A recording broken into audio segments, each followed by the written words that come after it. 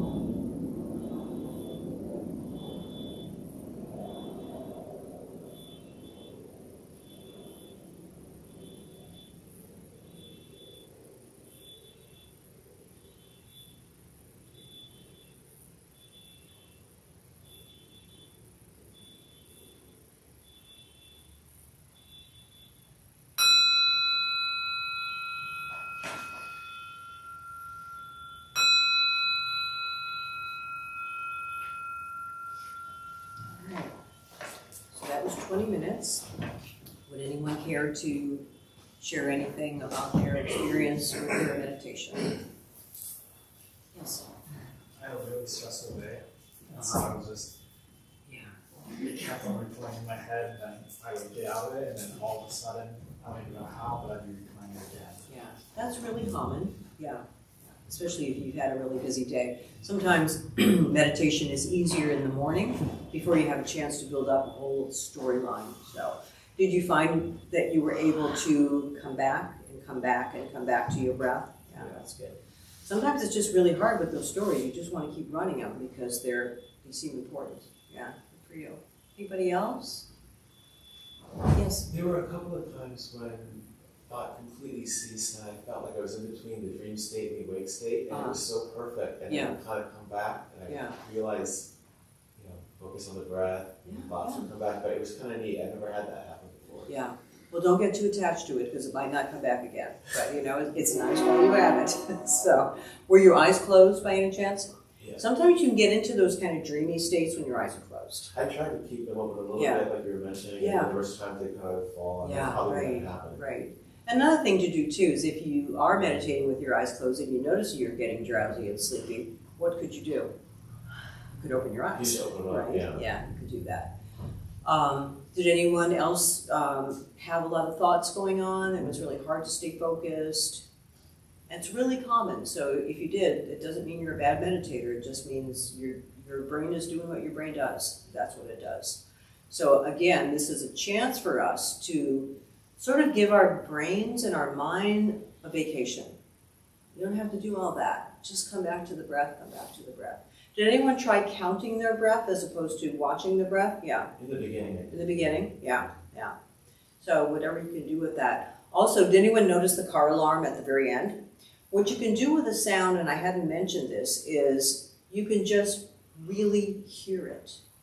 So just like you're really feeling the sensation of your breath in your nose, etc., you can just really hear that sound with all of your attention.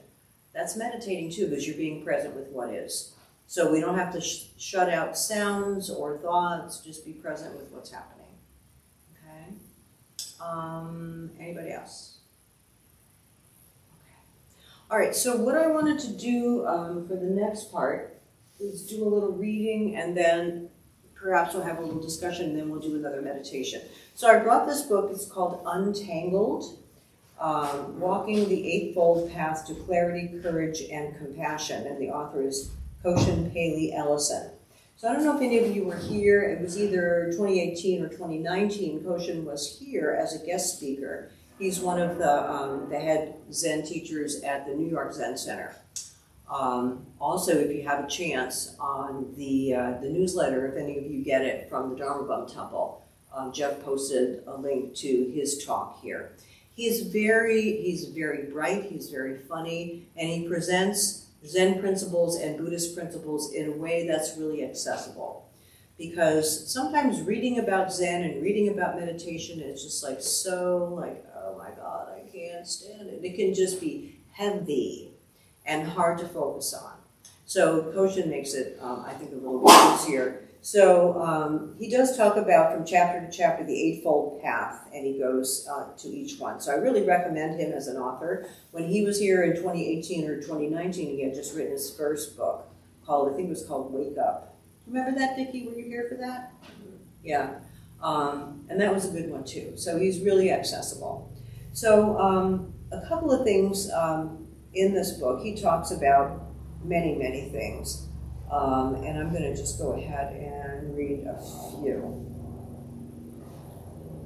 So one of the things he talks about is how many of us will find ourselves waiting to live our lives. Well, I'm going to wait until this is perfect before I do that, or just setting up a whole lot of conditions before we go for what we really want. So he's suggesting just go. It's not going to necessarily be perfect. Or for some people, in setting up a meditation practice, the recommendation is you meditate every day at least a little bit. And people will say, oh, I can't meditate because I'm too busy, or because it's not perfectly quiet, or it's not this or not that, and I have too much going on. And his suggestion is, maybe you'd find if you had the meditation practice, the other things would fall in place. So it's just a different way to look at how things might be.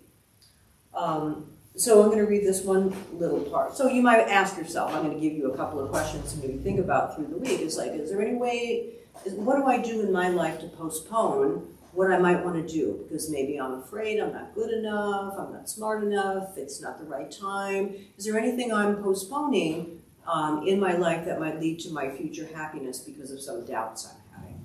So that's something to think about. So here he's talking about, it's called Bring Your Full Self. One of the many wonderful things about Zen training is that you're instructed to bring your full self to everything that you're doing. If you're cleaning, you're really cleaning. What is it like to wholeheartedly clean, to put everything into it? When I was 17 years old and practicing at Zen Mountain Monastery, this guy started young, 17, right? I was in charge of cleaning a certain hallway. I had only this little hallway to clean. At first it seemed pretty easy. I swept the hallway and said to myself, yeah, it looks pretty good. And then I was done. But then I looked closer and I realized that right by the edge of the floor and the wall, there was some grit that the broom wouldn't reach. As I got down on my hands and knees and slowly made my way down the hallway, cleaning it, taking care of it. And for me, it became an amazing thing to see how far that care could go.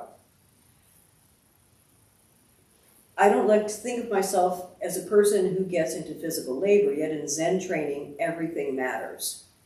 So that's the thing about Zen, is everything matters. So, for example, when you come in here and you put your shoes in the shoe rack, you can just be like throwing them in the shoe rack, or you could be paying attention because it matters how you put your shoes in there. And I had a teacher one time say to me, have a moment with your shoes. That sounds kind of weird, but be present with that activity of whatever it is that you're doing. So another example of like doing something wholeheartedly as opposed to half-heartedly, or there's another expression that I won't mention. But so does anybody have cats at home, indoor cats? You do, okay. So you know what it's like to scoop a litter box, right? So you can just be scooping it and not really paying that good of attention, and that's good enough.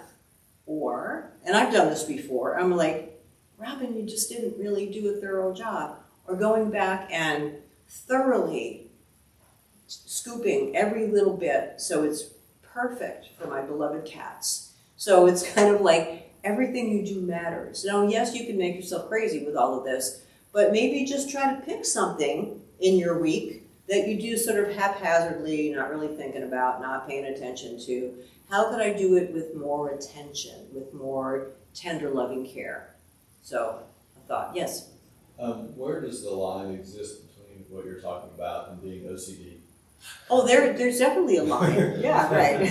And do you have any OCD tendencies? No, right. No, so you just don't let yourself get there. I had a friend of mine that did, and they were meticulous about all kinds of things, and they did them, just exactly like you're saying. Right. But it was a burden for them. It wasn't something that was a practice, and it was not. They were doing it very thoughtfully, but I don't think that they thought it was a good thing. It was a burden for them. So they felt sort of compelled to do it. Yeah. I was just wondering out loud. Yeah. It was like, where's the line between what you said with the cat litter and just being like, hey, whatever, it's cat litter. The cats don't care. They might. It's like, I think the line is that you're making a choice versus I'm feeling driven to do this, I can't help it. I have to put everything straight because I don't feel I can't breathe unless I do it. OCD can get pretty extreme. Or can you just, as an exercise, pick something that you do sort of haphazardly and do it with attention and with care? So that's a very good question. We can take anything to any extreme, can't we?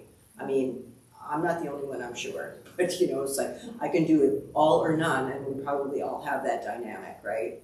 So, good question. Thank you. The other thing I wanted to mention is, speaking about being mindful, and that's an expression you'll hear in meditation often, is be mindful, and what does that mean? Really what it means is pay attention. As I mentioned earlier when I was first speaking, we tend to have this dialogue going on all the time with no matter what we're doing. Could we maybe pick something in our week, just pick one thing, and try to turn off that dialogue and just be present with what we're doing? Could we do that? That could be something like brushing your teeth. So rather than listening to the radio or rehearsing what you're going to say at work, can you just be, okay, this is what I'm choosing. I'm going to be mindful with this whole thing. I'm going to be mindful when I take the toothpaste tube out. I feel it in my hands. When I squeeze out the toothpaste, I feel that. When I'm brushing my teeth, I feel the pressure of the brush on my teeth. I taste the toothpaste. The whole thing. Can I be mindful of that? Just as an exercise in mindfulness, as opposed to barely paying attention, then later like, did I brush my teeth? And you have to feel your toothbrush to see if you did it. Has anyone besides me ever done that? Yeah, because you're like, where was I when I was doing that? I don't know, you know. That every morning when I'm in the shower, that's the most difficult time to pay attention to what I'm doing. Yeah. Because my mind just wants to race and think about everything I have to do, everything that's wrong, needs to be fixed. Right. And all the time I'll be, did I just shampoo my hair? Did I just, so I'm forcefully trying to make sure that I'm being present. I'm not stop being present. Right. And as this other gentleman said, don't make yourself crazy about it. Don't get all OCD about it. But can you be present for when you're shampooing your hair? You know, pick something that's reasonable. Has anyone ever, by choice, had a meal in silence with no distractions? Vicki, have you done that at a retreat or?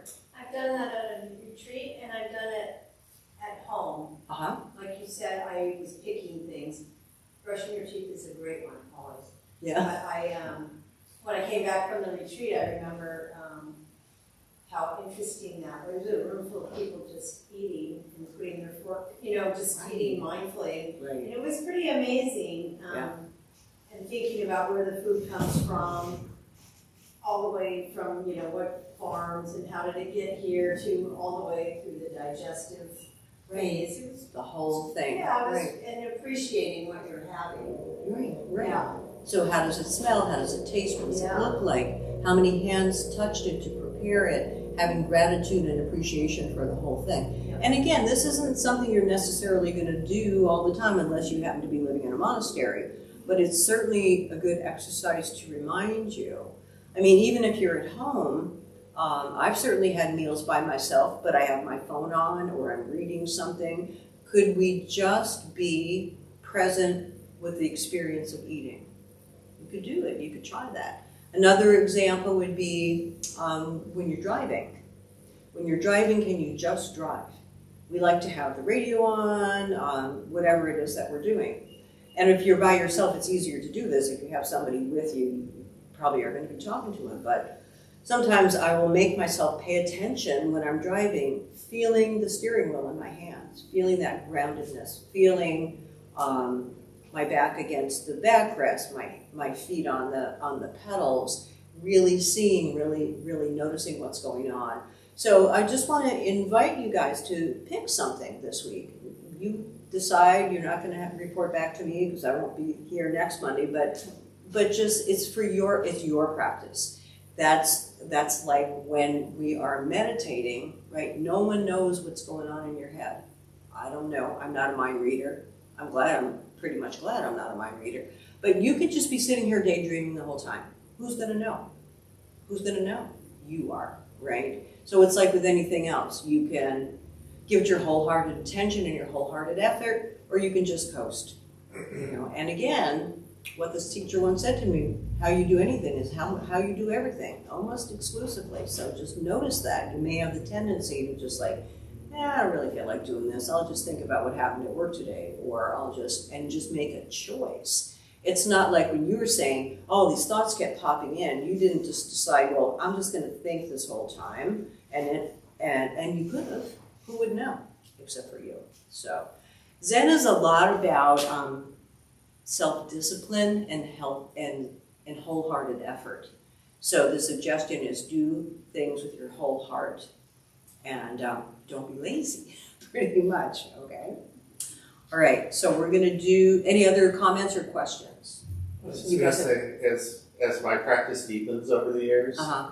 I find that there are just so many more things I actually thoroughly enjoy in my life. I actually enjoy ironing my clothes in the morning. Yes. Are you paying attention when Absolutely. you're ironing? Yeah, yeah. I enjoy doing the dishes, you know, things that Right. I didn't even think about the possibility that you could enjoy ironing your clothes in the morning. But you can if you're Right, very exactly. mindful about it. Right. That's a good example. And I think where that starts is from the meditation, is from the experiencing the breath coming in. And you could enjoy that sensation. You know, what is the air feels cool. Just the all of it, you know. That was a good example. Yeah, ironing. Yeah. Nothing has to be a chore unless we make it one, right? Yeah. All right. Anybody else before we go do our next one? All right. So this will be a little bit less than 20 minutes. So let's all make a commitment, not only to be still, but to really practice, to really focus on either counting the breath or feeling the breath. If sound comes and you feel inclined, really listen to it. So really be present in these last few minutes.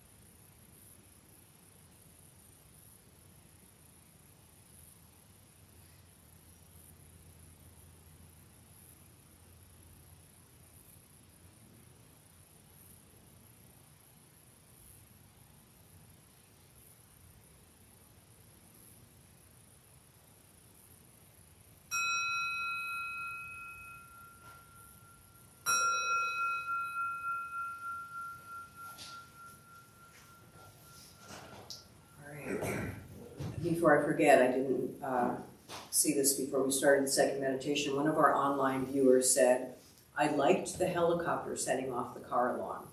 So that's a choice, right? You could be annoyed by it. I'm trying to meditate, what's all this noise about? Be careful about following sounds because we can have a whole story about the sound. Oh, there's a helicopter, I wonder where they're going, so just maybe just notice sound, but you can appreciate it, just like you were appreciating ironing of your clothes. I can appreciate doing a thorough job of scooping the cat box, right? Did anybody find the second meditation a little easier than the first because you kind of got in the groove? Yeah, your mind settling down a little bit. That's how it usually goes for me too. Sometimes it's worse though. So then it's all good. There's nothing wrong with it, okay? This type of meditation is a little harder, I think, than a guided meditation because no one's telling you what to do but you. So if you forgot what you were doing and you were lost in daydreams, you've got to bring yourself back some way, and sometimes the sound can do that for you. Okay, so if you guys would join your palms, and I'm going to recite a verse by Dogen Zenji, one of the original Zen masters. Life and death are of supreme importance. Time swiftly passes by, and opportunities are lost. Each of us must aspire to awaken. Be aware. Do not squander our life.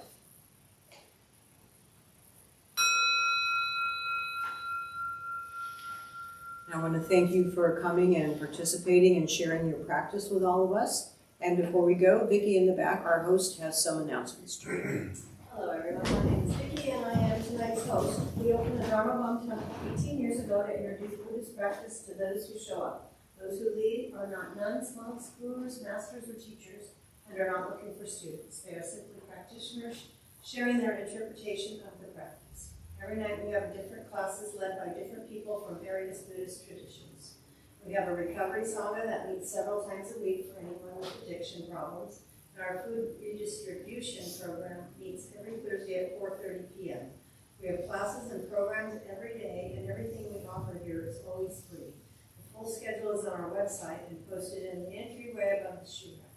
We have a lending library. If you see a book you like, feel free to borrow it and bring it back whenever you're finished. If we could please straighten your seat or cushion before you go.